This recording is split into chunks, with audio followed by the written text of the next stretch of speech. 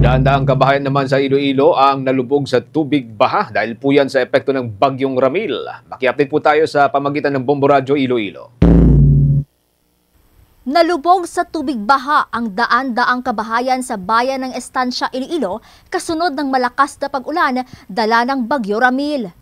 Sa panayam ng Bombo Radyo kay Leon Rogador, officer in charge ng MDRRMO Estancia, sinabi nito na halos umapaw sa mga bahay ang lebel ng baha. Aniya, nasa 5 barangay naman ang apektado ng nasabing pagbaha sa kanilang bayan. Sinabi din ito na ito ang unang pagkakataon na nakaranas sila ng mabilis na pagtaas ng tubig at ang tinuturong dahilan ay ang unti-unting pagkakalbo ng mga bundok sa lugar.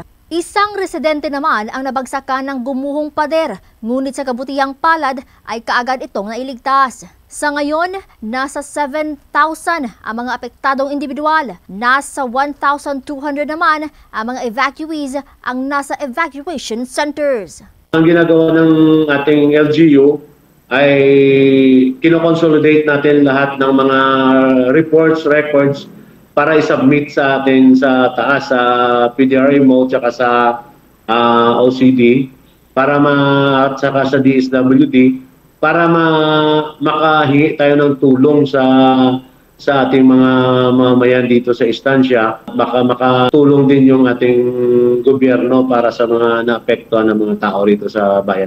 Mula rito sa Bombo Radyo Iloilo, para sa Bombo Network News, ako si Bombo Laika San Diego, and this is Bombo Radyo Philippines, the #1 and the most trusted source of news and information.